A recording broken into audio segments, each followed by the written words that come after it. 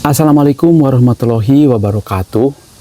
Pada video kali ini kita akan diskusi mengenai bagaimana kami membuat kolam terpal bundar diameter 4 meter ini. Ya, kita memilih warna putih terpalnya supaya gampang untuk menilai warna-warna yang lain. Nah, ini volumenya adalah kurang lebih 12 meter kubik atau 12 kubik air ya. Karena apa? Diameter 4 ini kan luas alasnya adalah PR kuadrat. R-nya 2 dikuadratkan jadi 4. 4 kali 3,14 ya 12, sekian ya. Jadi dibulatkan 12 meter persegi. Nah, kalau air tingginya 1 meter dibatasi oleh ini ya, maka volumenya adalah tentu saja jadi 12 kali 1 sama dengan 12 meter kubik kurang lebih ya. Tentu saja kalau airnya kita tambah karena ini tingginya 120, maka dia akan lebih, tapi airnya sangat berkurang, begitu dia akan kurang. Jadi patokannya adalah kolam bundar dengan diameter 4 meter, maka volumenya adalah sekitar 12 meter kubik atau 12 kubik. Oke, prosesnya kita membuat dulu tembokan ini. Nanti akan kita lihat ya, karena kita sudah membuat 2 ini. Dan sekarang sedang pengujian kebocoran. Jadi ini sudah diisi dengan air jernih. Kita sudah membuat sumur bor juga. Air jernih ini TDS-nya 120 ppm part per million. Jadinya sangat jernih lah begitu ya. Kalau kita lihat air mineral misalkan yang di botol itu rata-rata di sekitar 50 sampai 100 ya, harus di bawah 100. Nah, kita udah uji kebocoran ini ya, diisi dengan air jernih. Dalam beberapa hari dia agak menghijau karena kemungkinan ada alga, ganggang, fitoplankton ya yang menyerap sinar matahari. Atasnya sudah kita pakai atap terpal juga nih, warna putih juga. Ya, nanti kita lihat juga ke sana. Ini untuk totalnya 8 kolam. Nah, kita baru selesai 2. Nah, ini sudah lancar tuh ya. Di sini untuk drainnya ya, untuk pengurasan kan ada di bawah tuh. Nah, dan ini adalah kontrol boxnya ya, lubang kurasnya. Dan ini untuk menjaga levelnya. Jadi sekarang air kurang lebih di sini nih levelnya lah kurang lebih ya. Kalau dibuka nanti airnya maka akan terkuras. Ini belum kita tembok. Nanti ini untuk 4 kolam nih sekaligus biar nggak banyak kontrol boxnya. Jadi sekarang baru 2 ini ya. Nah, kalau keseluruhan kita jalan ke sini. Nanti kita akan jelaskan bagaimana memulainya ya. Nah, di sini nanti akan ada 2 kolam. Di sebelah sini 2, jadi totalnya di bawah situ 4 kolam. Nah, kan ini 2 yang udah selesai, dan nanti di sini 2. Jadi nomor 1, 2, 3, 4. Ini nomor 2 dan 4. Oke, nah ini sudah kita buat mengikuti para senior caranya. Nah, ini sudah cukup baik, jadi kita akan memberikan pengalaman bagaimana kami membuat 2 kolam ini. Barangkali ada rekan-rekan yang perlu juga informasinya. Oke, kita lihat ya sekarang ke sini, ke bawah. Nah, awal-awalnya kita buat saja yang tanah diratakan aja dulu. Ya, kemudian kita buat lingkaran dengan diameter 2 meter. Nih, ini bisa dipegang, diputar kayak gini tuh. Ya, ini titik pusatnya. Jadi di sini, nah, digitukan. Ya, sehingga kita punya patokan untuk lingkaran luarnya. Ini untuk patokan saja.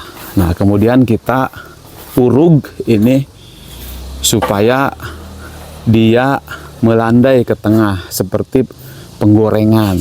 ya, sehingga pada saat kita menguras airnya benar-benar habis. Nanti ini tinggal kita gali ke sini. Ini control box ya. Nah, seperti ini jadinya tuh. Tuh. Kita kunci nih supaya kokoh nih dengan besi. Tuh ya. 2 minimal tuh. Sudah dikunci. Tinggal diuruk, udah gitu kita tembok. Kita gunakan semen seirit mungkin karena ini yang penting si permukaan ini tidak ada yang tajam, takut resiko membocorkan kolam terpal kita. Oke. Nah, ini bahan-bahannya ya, kita 2 lagi nih. Sudah beli 2 set. Untuk 2 kolam yang di sini. Jadi kita punya 2, 4, 6, 8. Ini nomor kolamnya ya, nomor genap akan kita tuntaskan lebih dahulu. Baik. Nah, mengenai air, jalur air, punten bapak-bapak, jalur air kita akan mengisi lewat atas ini. Nah, ini airnya ya. Jadi airnya nanti pakai stop keran sedang beli. Datangnya dari sebelah sana, dari atas lah. Dibawa ke sini. Ini untuk air masuk, air bersih. Ini air kotor, air keluar. Nah, jalur udara untuk aerator, karena ini 12 kubik, maka titik aerasinya menurut best practices-nya ya, praktek baiknya, kita gunakan 12 titik aerasi. Kita akan menggunakan diffuser. Yang terbaik diffuser 10 atau 12 inci. Tapi ya kita akan campur-campurlah dengan Uniring. Jadi mungkin di sini separuh-separuh kurang lebih ya, diffuser separuh, 6 buah, Uniring 6 buah supaya nggak terlalu mahal dulu. Karena diffuser ini 150 ribuan harganya. Kalau Uniring kan mungkin 30 ribuan seperlimanya. Jadi awal-awal ini untuk menekan biaya kita pakai campuran diffuser dan Uniring. Nah, kita akan pakai ini jalur atas ya. Di sana. Jadi di sebelah sana akan kita simpan mesin roots blower sekalian ya untuk 8 kolam ini. Kita akan sudah beli ke Bank Delva di BWS GT050. Jadi untuk 8 kolam D4 kita pakai GT050 supaya lebih nyaman saja. Nanti kita punya kolam yang lain lah di sana ya untuk penampungan air. Akan menggunakan yang 2 inci, kemudian nanti ke sini turun berupa ring. Kita akan adopsi ring yang di dalam untuk mengurangi jumlah elbow ya. Ringnya di dalam, dan dari ring itu ada 12 titik aerasi. Mungkin kita sedang mempertimbangkan menggunakan 2 atau 3 ring gitu supaya airnya, udaranya benar-benar mengalir dengan lancar. Ya, kita menarget maksimum titik maksimum laju aerasinya adalah 30 LPM ya per kubik air. Nah, jadi kalau 30 LPM bisa kita mengejar kepadatan sampai 300-400 ekor ikan ya per kubiknya. Jadi kita akan nanti coba terapkan mungkin dari yang sederhana dulu, bioflok si panen, kemudian bioflok Bang Gulo, mungkin nanti bioflok Bang Arman begitu ya, mana saja yang paling menguntungkan. Oke, saya kira itu dulu yang terpenting ya. Tuh, kita sudah isi dulu ya si air jernih ini dengan 10 ekor ikan ini per kolamnya. Dan ikan ini sisa panen dari kolam ras yang kita simpan di kafling sebelah inilah, dekat sini ya. Karena kita akan bersihkan dulu kolam ras kita, filternya kita perbaiki, perbesar kapasitasnya.